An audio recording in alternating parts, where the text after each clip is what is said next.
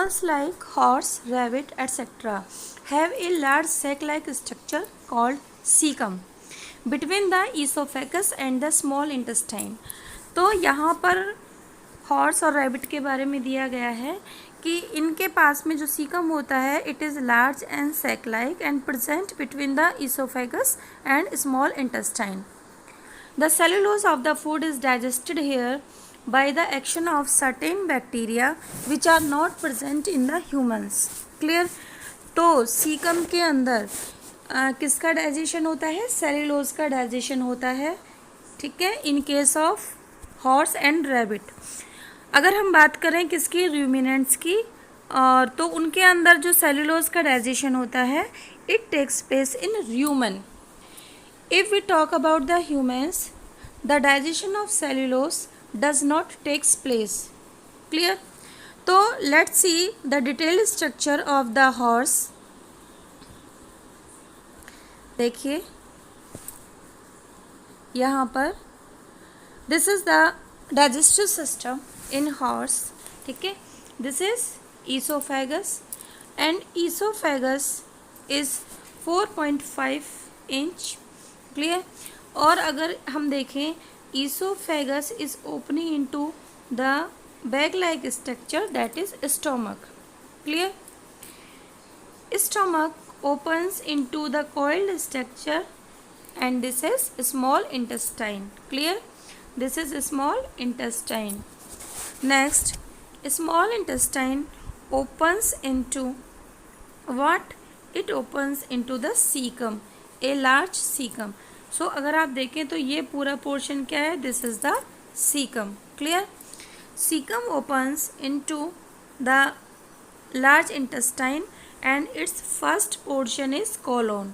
ठीक है, and colon is again divided into two parts, large colon and small colon. Clear?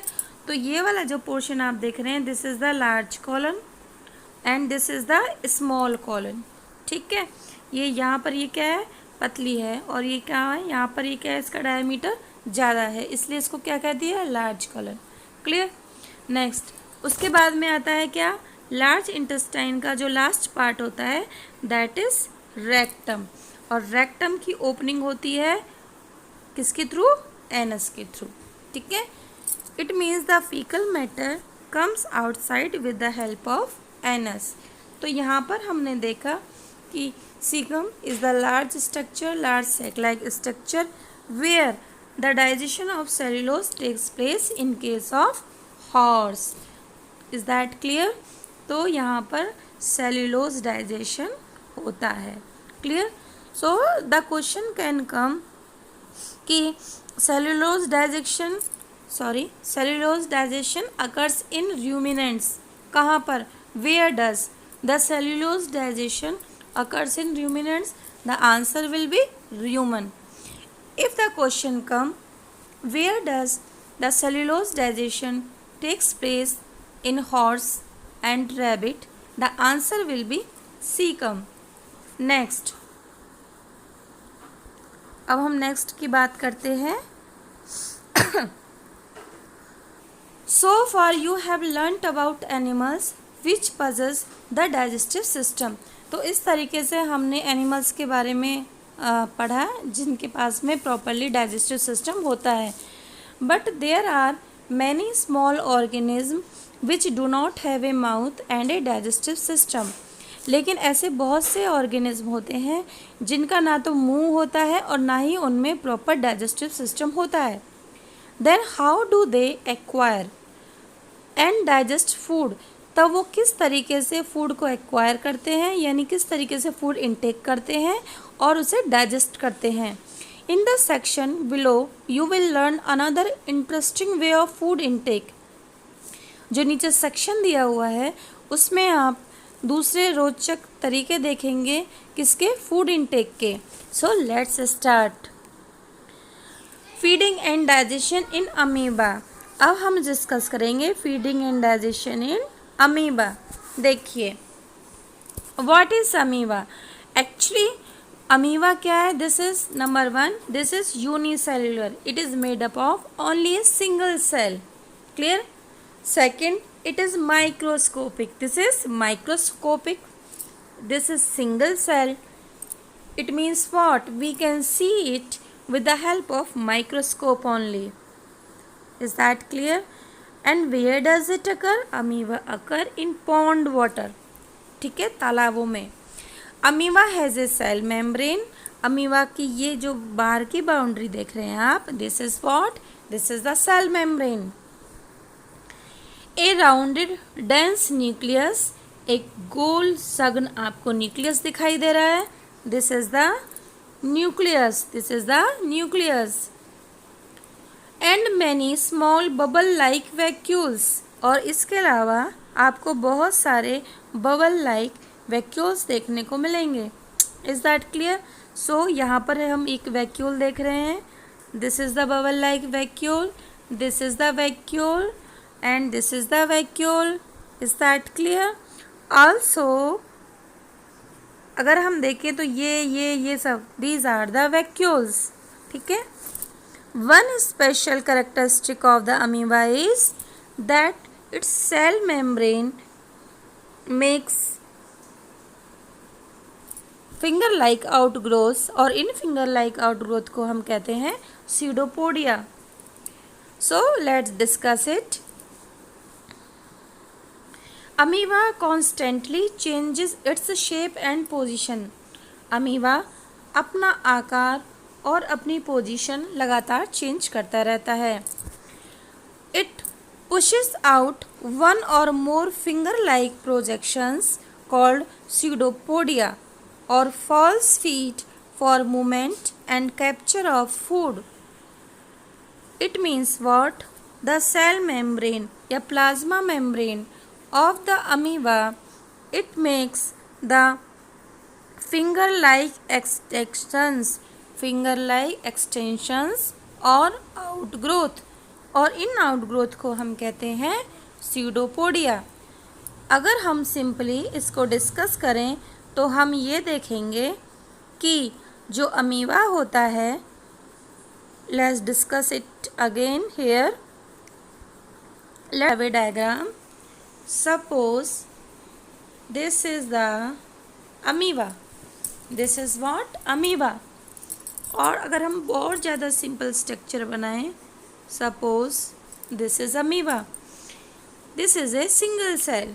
Amoeba के अंदर हम देखेंगे the cytoplasm. This is the cytoplasm.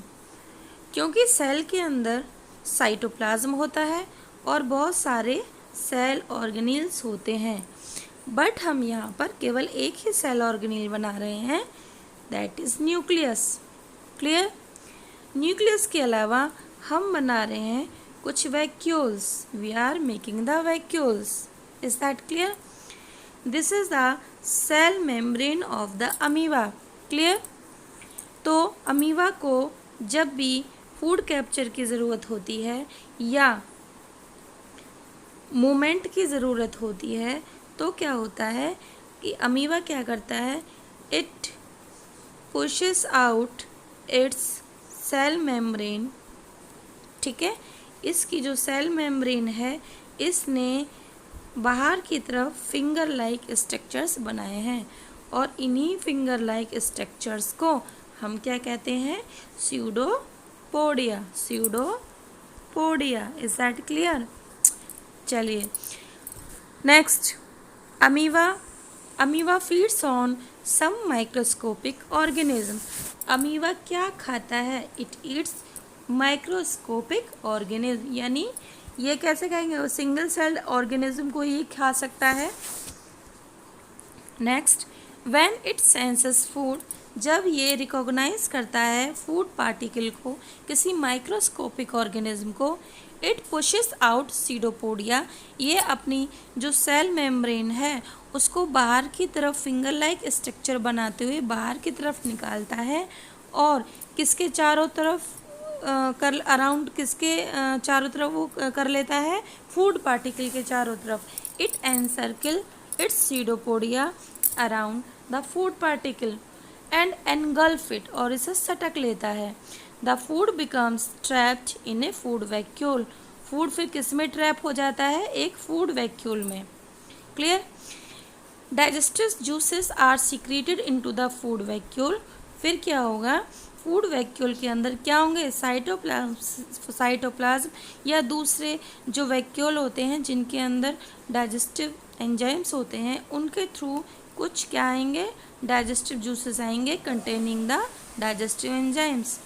They act on the food, वो food पर act करेंगे and break it into the simpler substances, और food में मौजूद कॉम्प्लेक्स सब्सटेंसेस या कॉम्प्लेक्स न्यूट्रिएंट को किस में ब्रेक कर देंगे, सिंपल न्यूट्रिएंट में।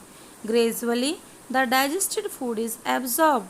अब क्या होगा, हम ये कह सकते हैं कि जो फूड पार्टिकल लिया है इट गेट डाइजेस्टेड, और फिर डाइजेस्टेड फूड में से जो न्यूट्रिएंट्स होंगे उनको एब्जॉर्ब कर लिया जाएगा।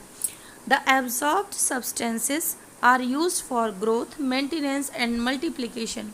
ठीक है, जो न्यूट्रिएंट्स का यूज़ किया जाता है वो अमीबा की ग्रोथ, उसके मेंटेनेंस और उसके मल्टीप्लिकेशन यानी कि उसके रिप्रोडक्शन के लिए किया जाता है।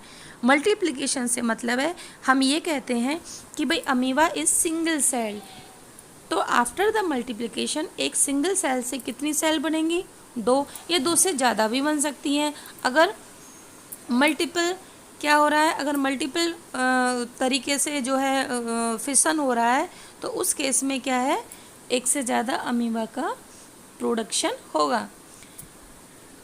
The undigested residual of the food is expelled outside the vacuole, और जो बचा कुचा अनडाइजेस्टेड वेस्ट रह जाता है वो वैक्यूल के द्वारा सेल के यानी अमीबा सेल के बाहर निकाल दिया जाता है। Is that clear.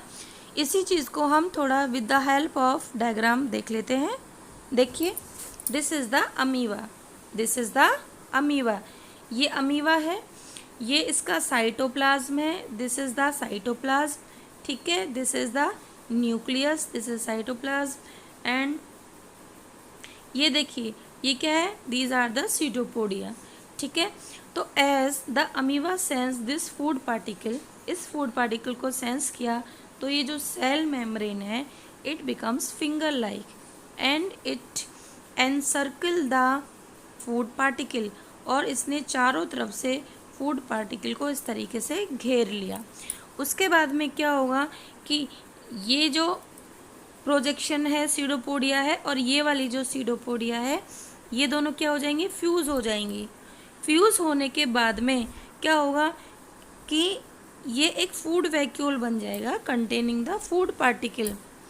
अब क्या होगा, इस फूड वैक्यूल के अंदर, किसके अंदर, इस फूड वैक्यूल के अंदर क्या होगा, फूड पार्टिकल का डाइजेशन होगा, जिसकी वजह से जो फूड पार्टिकल है वो क्या हो गया है, ब्रेक डाउन हो गया है इनटू द माइन्यूट पार्टिकल, उसका केमिकली भी डाइजेशन हो गया है।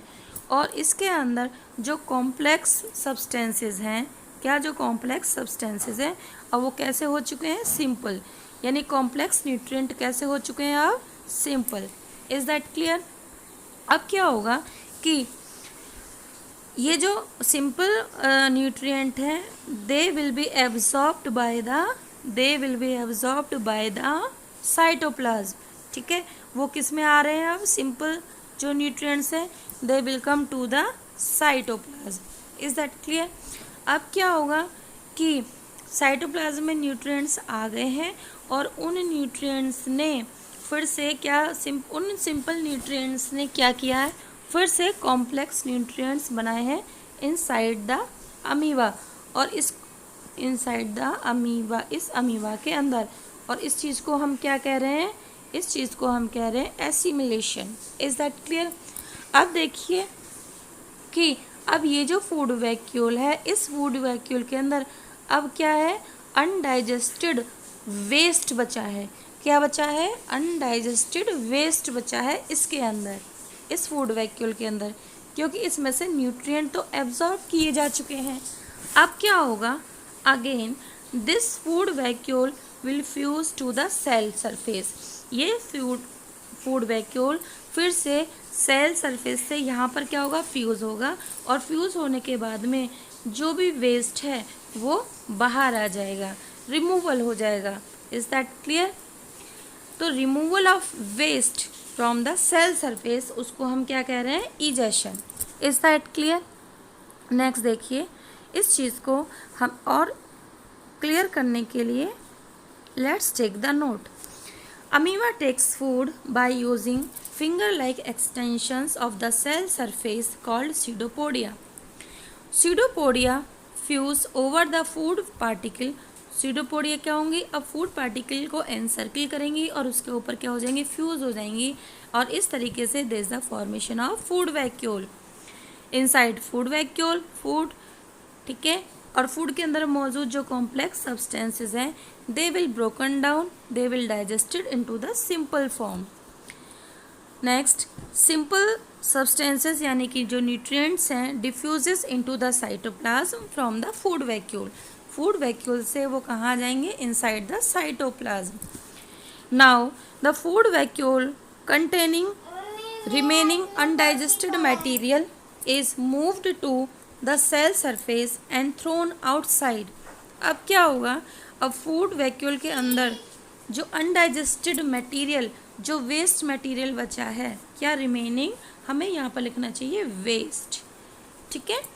तो और अनडाइजेस्टेड जो भी मटेरियल, फूड मटेरियल बचा है, ठीक है, वो सेल सरफेस पर क्या कर दिया जाएगा, थ्रोन कर दिया जाएगा, बाहर निकाल दिया जाएगा। इज मूव टू सेल, तो फूड वैक्यूल क्या करेंगे, they will move to cell surface and thrown outside. After this food vacuole get disappeared. So hopefully guys the digestion in amoeba आपको अच्छे से समझ में आ गया होगा।